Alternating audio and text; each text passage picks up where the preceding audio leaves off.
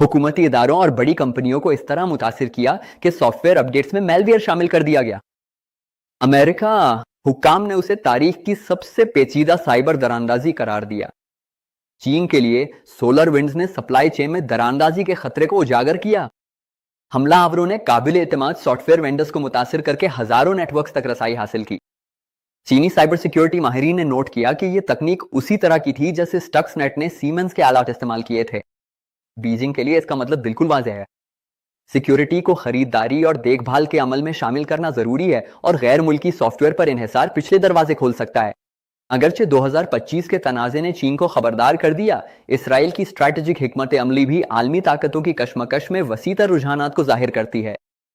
Israel की इतनी पेचीदा कार्रवाई करने की सलाहियत बरसों की इंटेलिजेंस फ्यूजन, साइबर वॉरफेयर और खुसूसी ऑपरेशंस फोर्सेस में सरमायाकारी का नतीजा है। रेडार्स, मिसाइल लॉन्चर्स, जौहरी तनसीबात और कमांड सेंटर्स पर बैक वक्त हमला करके इसराइल ने स्ट्रैटेजिक सरप्राइज हासिल करने और ईरान की जवाबी सलाहियत को कमजोर करने का हदफ रखा। अल जजीरा के मुताबिक इस ऑपरेशन को अमेरिका ने ऑपरेशन मिडनाइट हैमर के तहत सपोर्ट किया। कुछ तज्जियाकारों ने यह तजवीज पेश की है कि अमेरिका ने सैटेलाइट कवरेज, मवासलात, जामिंग और हकीकी वक्त में हदफ बनाने का डेटा फराहम किया। बीजिंग के लिए अमेरिका और इसराइल के दरमियान ताउन की यह वुसअत इत्तेहाद और इंजमाम के फवायद को उजागर करती है।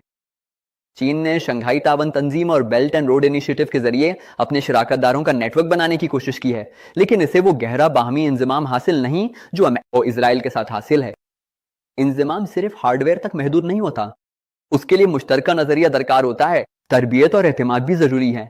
अगर चीन बैरून मुल्क अपनी ताकत का मुजाहरा करना और अपने मफादात का तहफ़्फ़ुज़ चाहता है तो उसे भी ऐसी ही सलाहियतें बनानी होंगी, चाहे वो रूस और ईरान के साथ हो या किसी नए इलाकाई निज़ाम के जरिए। इसी दौरान इसराइल के इक़दामात गैर इरादी नताइज भी पैदा कर सकते हैं। खुफिया तखरीबकारी के जरिए जदीद दिफाई निज़ाम को शिकस्त देने का मुजाहरा करके इसराइल दीगर ममालिक को गैर मुतवाज़िन जंग में सरमायाकारी की तरगीब दे सकता है। आमराना हुकूमतें ज्यादा शकी हो सकती हैं, सख्त कंट्रोल नाफिज कर सकती हैं जो उल्टा असर डालकर शहरियों को दूर कर दें और मुमकिना अंदरूनी अफराद को गैर मुल्की इंटेलिजेंस की तरफ रागिब कर दें। इस लिहाज से इसराइली कार्रवाई ने सिक्योरिटी के चक्कर को तेज कर दिया है।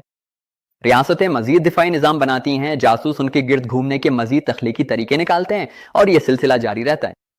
असल सवाल की तरफ वापस आते हैं, क्या चीन को ईरान के तहफ़्फ़ुज़ के लिए अपनी कोशिशें दुगना कर देनी चाहिए या बीजिंग अपनी ही खदशात का इजहार कर रहा है? जवाब गालिबन दोनों का मजमुआ है।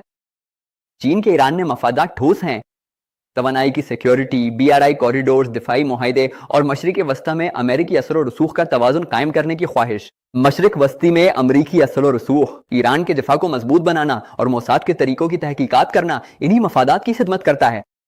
ताहम इसमें एक गहरा नफ्सियाती पहलू भी है।